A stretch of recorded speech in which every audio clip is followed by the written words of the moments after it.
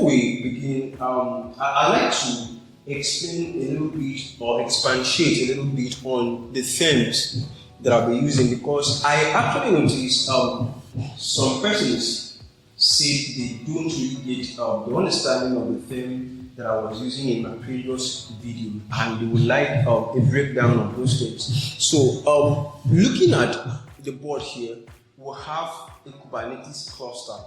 All right. A Kubernetes cluster is actually a group of machines that work together to run your application.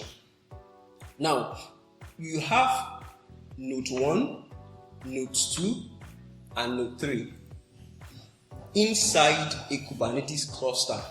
So these are different machines that are working together to run your application. So the whole of this is what we call your Kubernetes cluster.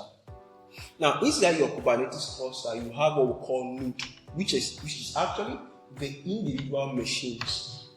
So a node is actually the individual machine in your Kubernetes cluster. All right. Now, you also have what we call pods. Now, pods are the smallest unit in Kubernetes that runs your application.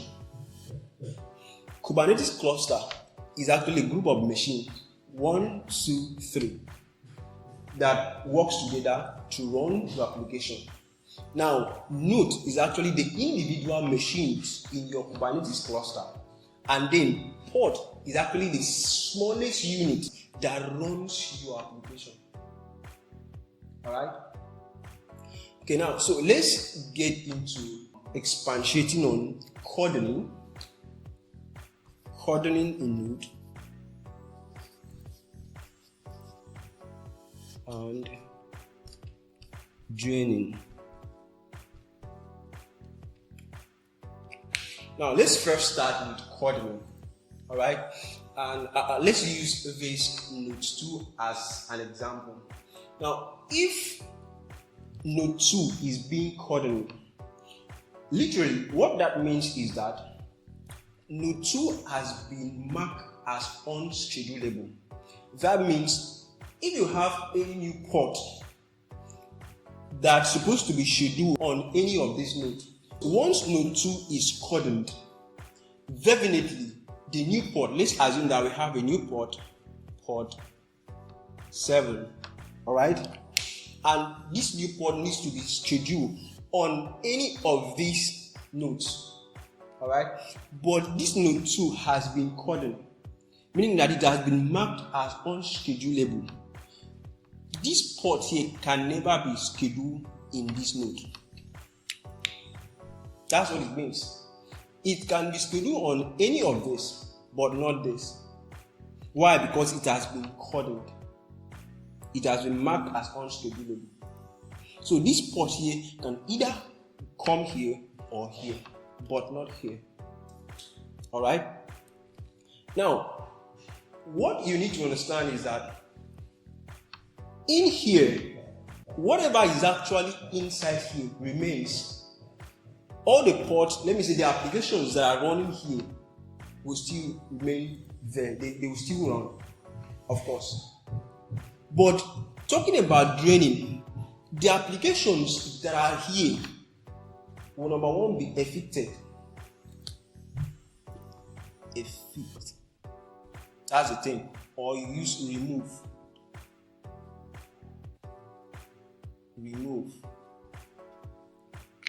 All right. So draining will now remove this. Let's assume we still want to drain this node 2. All right. It's going to remove this pod and place it in a different node. Pod 3 will now come to here.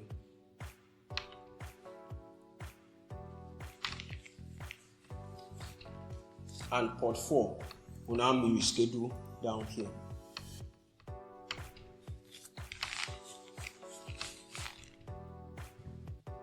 So for draining, this node now becomes empty. All right. At this point, this node is due for maintenance. All right. Draining does two things. it stops new pod from being scheduled on this particular node, and then it fix or remove the existing ones and then safely place them on other nodes. Now, what that does is that even when this other node here is due for maintenance, it means that those applications that were here will still be available for customers to use. Why? Because it has been safely removed or evicted and rescheduled to different nodes or other nodes. So those applications are still up and running. Alright? But this other node is now empty and is due for maintenance. So that's just the difference between the two. And both of them works together in Kubernetes.